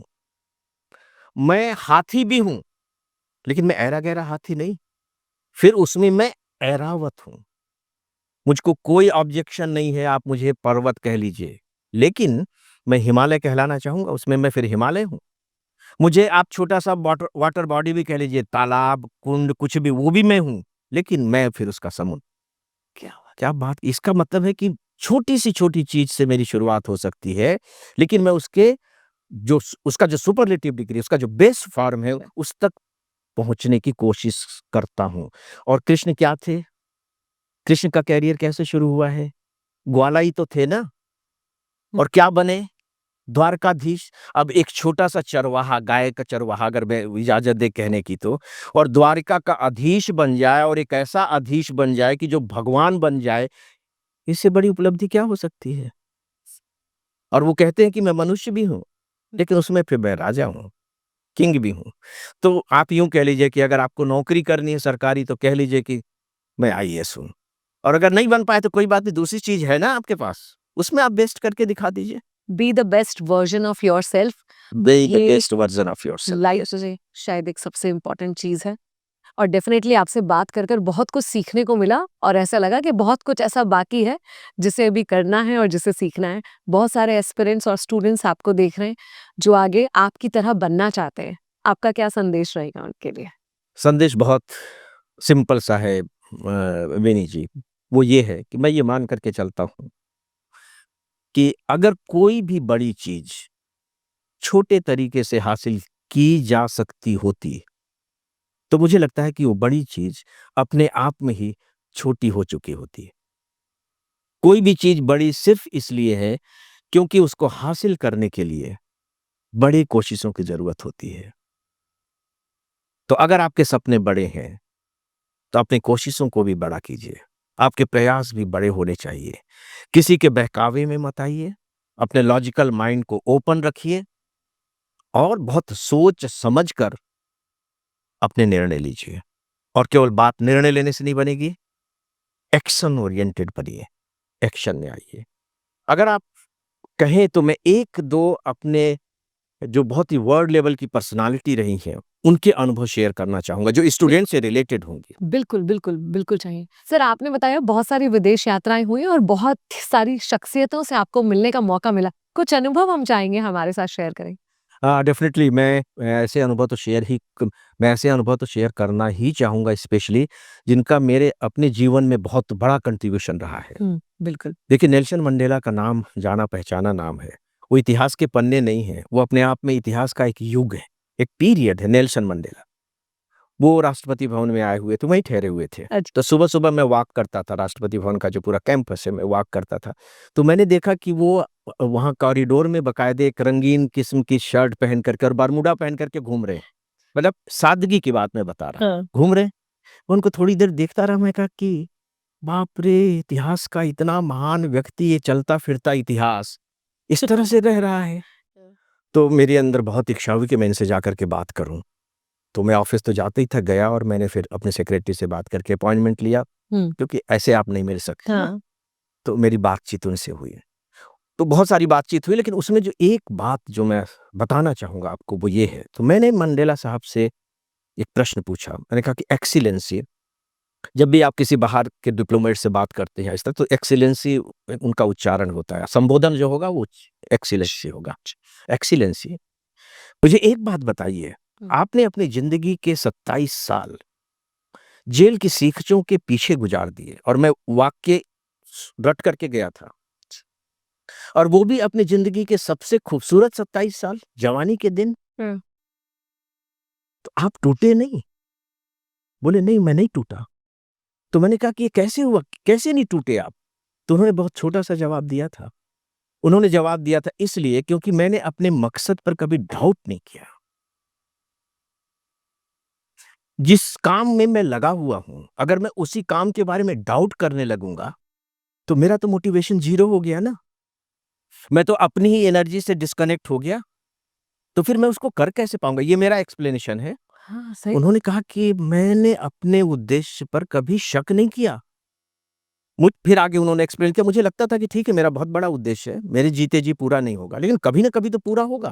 तो ठीक है होगा, मकसद तो सिद्ध होगा ना, हाँ, कभी हो जाएगा। कि बड़ी बात। कितनी बड़ी बात।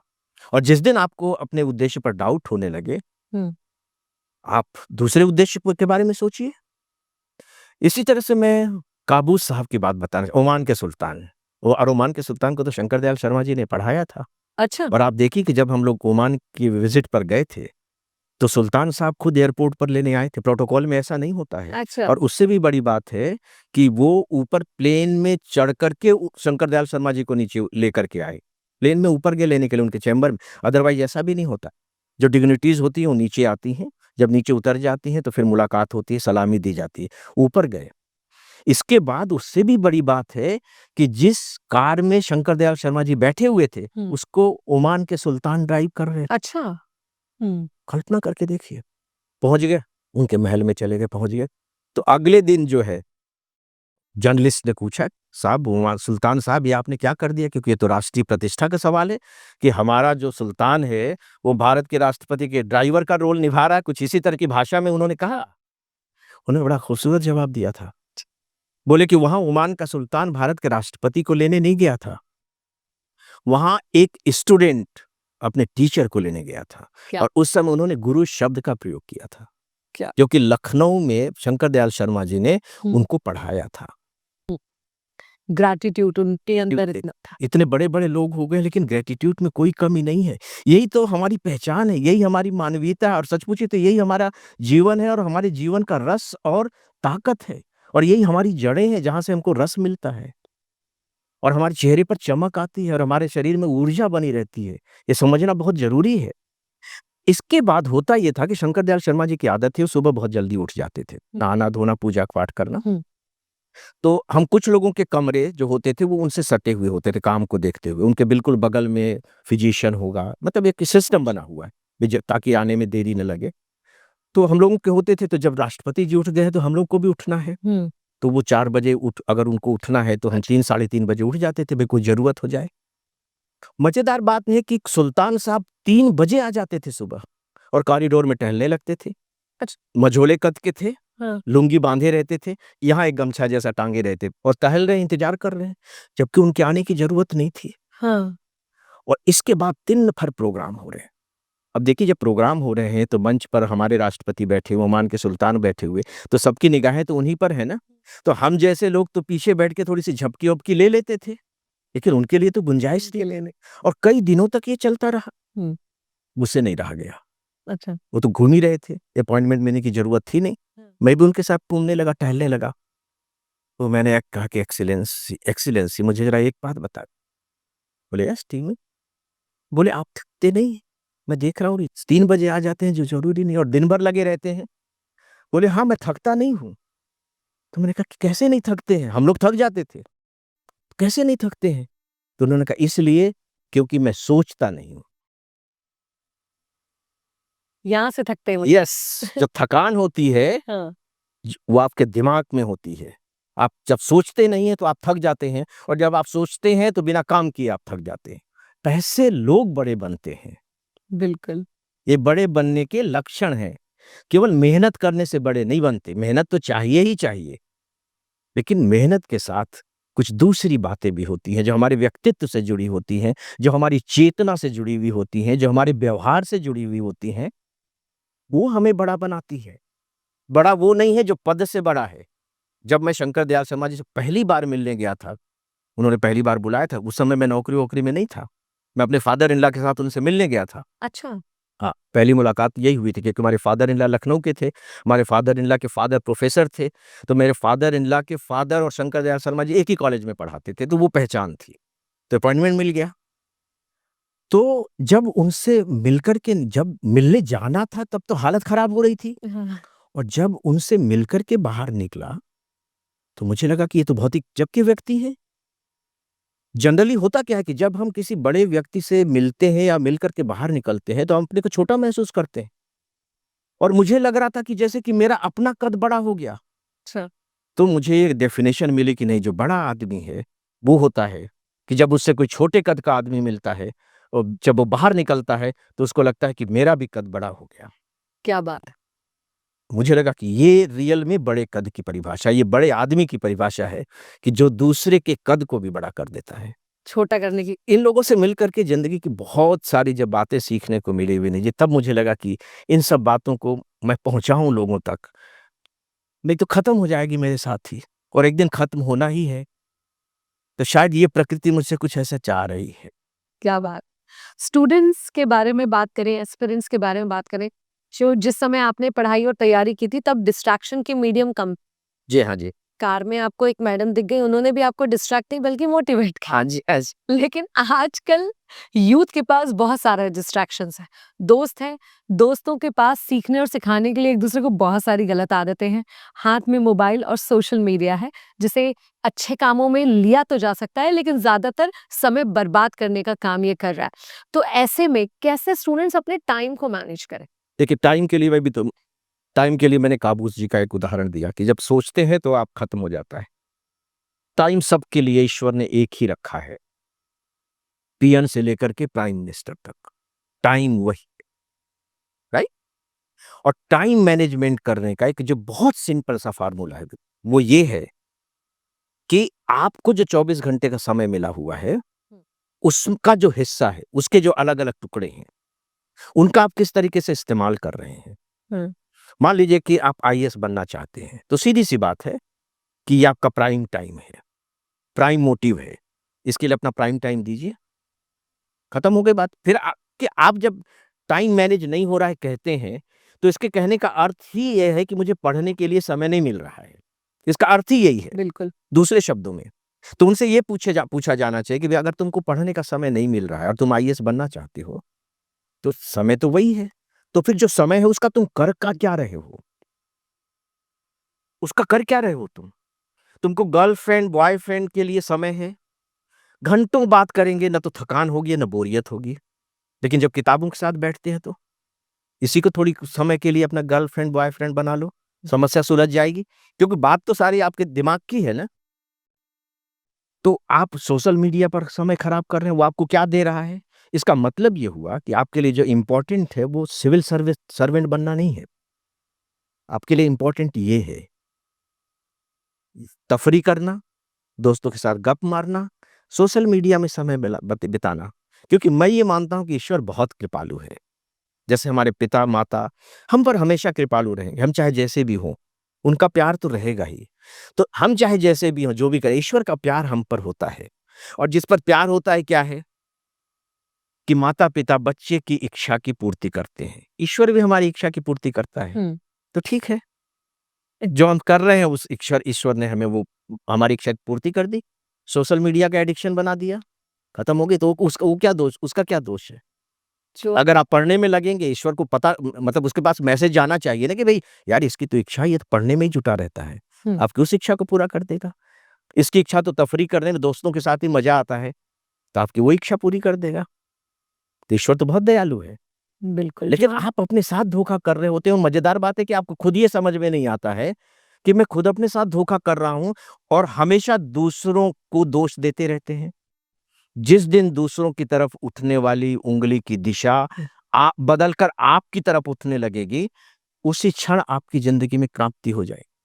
आप अपने बारे में सोचने लगेंगे। सब चीज़ें बदल जाएँगी। आप ये मानते हैं कि लाइफ में दोस्तों का होना ज़रूरी है? नहीं देखिए, दोस्तों का होना तो ज़रूरी है क्योंकि आदमी रोबोट तो नहीं है, वो चट्टान भी नहीं है। हुँ, है ना? दोस्त तो आपकी मदद करते हैं और जो सही दोस्त है वो मदद ही करेगा। तो तो दोस्त कैसे चुनें, सही दोस्त कैसे चुनें? देखिए वो हम अपनी इच्छाओं के अनुसार ना चुनें, अपनी ज़रूरत के हिसाब से चुनें। यहाँ थोड़े-से स्वार्थी हो जाइए। मैं यहाँ आपको एक थ्योरी बता रहा हूँ, सिंक्रोनाइजिंग की थ्योरी। जैसे दीवाल घड़ी होती, 2 दीवाल घड़ी ले लीजिए आप, हुँ। क्लॉक, वॉल क्लॉक, पेंडुलम वाली हो, और उन्हें आप दीवार पर टाँग दीजिए, दोनों को। उसकी एक घड़ी की रफ्तार थोड़ी धीमी होगी, राइट टाइम से वो धीमी चलेगी, और दूसरी तेज़ चलने वाली होगी। हाँ। तो कुछ दिनों के बाद आप पाएँगे कि जो धीमी चलने वाली घड़ी है, वह भी तेज़ चलने लगी है। अच्छा? हाँ, उसकी रफ्तार बढ़ गई है, क्योंकि उसके बगल में एनर्जी है ना, ओह! उसकी एनर्जी इसमें आ जाएगी। ये थ्योरी है ये।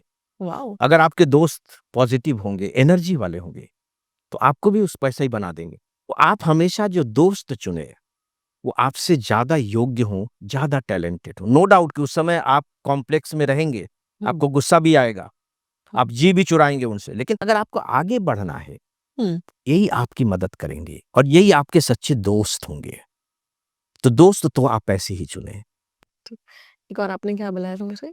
और ये है कि एक अपनी क्षमता को आप सबकी अपनी एक लिमिट होती है। हाँ, लिमिट्स, ठीक। कई बार क्या होता है कि हम लोग खुद अपने लिए लिमिट्स बना लेते हैं। जैसे आपने बताया कि आप एक सब्जेक्ट पढ़ चुके हैं, तो आप नया सब्जेक्ट पढ़ना चाहते थे। आपने अपने लिए नई लिमिट खोल दी, लेकिन हम अपने लिए सीमाएँ तय कर लेते हैं कि यार ये तो मैं नहीं कर सकता या ये मैं नहीं कर सकती। जी। इस पर आप क्या कहेंगे? देखिए, एक थ्योरी है इस पर भी, वो है point of no return. Point of no. No return, यानी कि ये एक पॉइंट हो गया, ये एक लिमिट हो गई। हुँ। जब मैं यहाँ पहुँचता हूँ, हाँ। है ना? तो इससे आगे जाने की हिम्मत मेरी नहीं होती। मुझे ऐसा लगता है कि बस हो गया, अब नहीं हो पाएगा, हुँ। और मैं यहाँ से वापस लौट जाता हूँ। हुँ। यही है पॉइंट ऑफ नो रिटर्न, यानी कि यही वो पॉइंट है जहाँ से आपको लौटना नहीं है। जो सारी मेहनत होनी है, इस दीवाल को भेदने की मेहनत होनी है, यहाँ पर जोर लगाइए। और अगर एक बार आपने इसको भेद लिया, हुँ। तब तो फिर अंतरिक्ष में पहुँच जाएँगे आप। फिर कोई लिमिट नहीं। तो सारी जो मेहनत होनी चाहिए, जहाँ रोज़ाना ये पॉइंट आएगा, बोरियत का पॉइंट आएगा, हुँ। बोर मत होइए। लोनलीनेस का पॉइंट आएगा, अकेलापन मत महसूस कीजिए। टेंशन का पॉइंट आएगा, लौटिए मत कि अब आपको एंटरटेनमेंट चाहिए। बर्दाश्त कीजिए, और पॉजिटिव तरीके से बर्दाश्त कीजिए। आपकी जो कैपेसिटी है, आपका जो पॉइंट ऑफ नो रिटर्न है, कुछ दिनों के बाद ऊपर हो जाएगा। अब आप इसके साथ स्ट्रगल कीजिए, फिर ऊपर हो जाएगा। There is no limit. क्या बात है! इतनी खूबसूरत बात आपने बताई और मुझे लगता है कि आपके स्टूडेंट्स के साथ-साथ मैं भी पूरी कोशिश करूँगी कि इनमें से बिल्कुल। कुछ को जीवन में उतार सकूँ, कुछ अच्छा सीख सकूँ। Thank you Vini ji. Thank you so much sir. Thank you.